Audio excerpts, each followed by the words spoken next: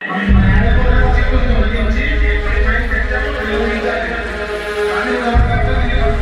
Commanders, నమస్తే అందరికి.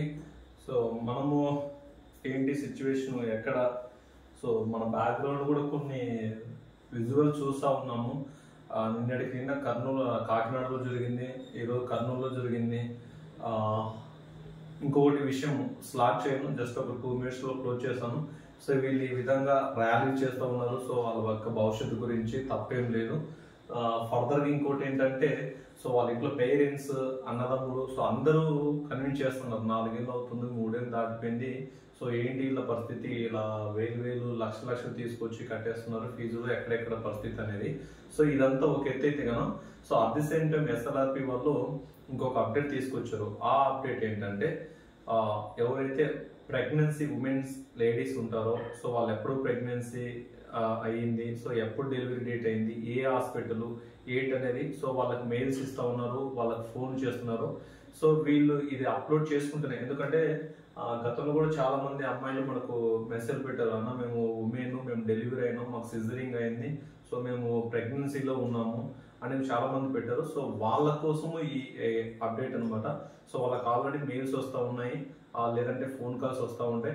So వాళ్ళు ఒకసారి అలర్ట్ అయ్యేసి వాళ్ళకి వచ్చిన ఫామ్ ఏదైతే ఉందో డీటెయిల్స్ మెయిల్ చెక్ చేసుకుని మెయిల్లో మీరు అప్లోడ్ చేస్తేనే రేపు మీకు హాల్ టికెట్ అనేది డౌన్లోడ్ అవుతుంది. ఎగ్జామ్కు మీరు వెళ్ళడానికి అవకాశం ఉంటుంది అనమాట. సో అదొకసారి అప్డేట్ అవ్వండి, సో అలర్ట్ అవ్వండి.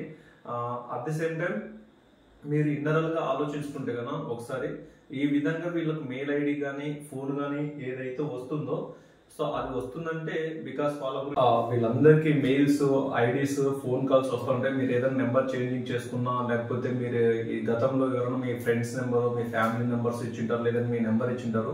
సో వాటిని ఒకసారి ఈ ప్రెగ్నెన్సీ ఉమెన్ ఎవరైతే ఉన్నారో ఆపరేషన్ వాళ్ళు ఒకసారి అలర్ట్ అవ్వండి. SLRP.లోకి వెళ్ళి ఒకసారి చెక్ చేసుకోండి, మీకు క్వాలిఫై అంటే వచ్చిందా లేదనేది. సో వచ్చింటే మీరు అప్డేట్ చేసుకోండి. అట్ ద సేమ్ టైం ఇన్నరల్ గా ఈ ఎగ్జామ్ గురించి ఉమెన్స్ కి ఏదైతే వచ్చిందో అప్డేట్, దీన్ని బట్టి చూస్తే కదా మీరు అర్థం చేసుకోవాలా ఎగ్జామ్ కండక్ట్ చేయడానికి అవకాశము వస్తుందని. సో కాబట్టి ఇది మీరు గుర్తుపెట్టుకోండి. సో చాలా మంది అడిగేది ఏంటంటే డేట్ ఒకటి అడుగుతున్నారు, బహుశా డేట్ అనేది ఇంకా తెలియట్లేదు.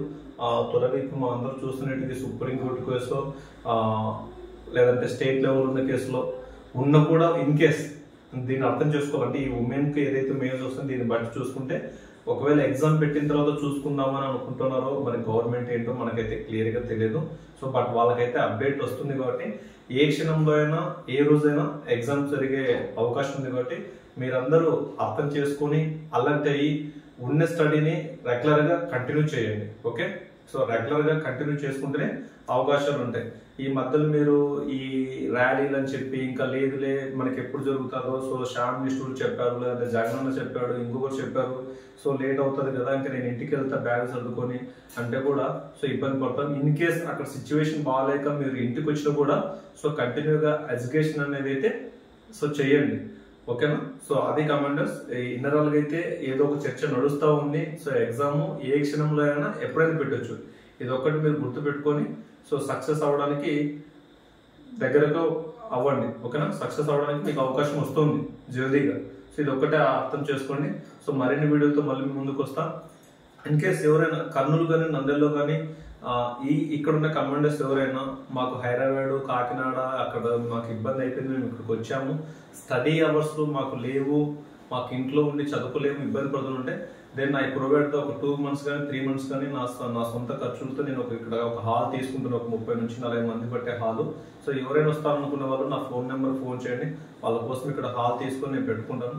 సో శుభ్రంగా చదువుకోండి, రేపు ఉద్యోగం కొట్టండి. ఓకేనా? All the best commanders, bye, జై హింద్.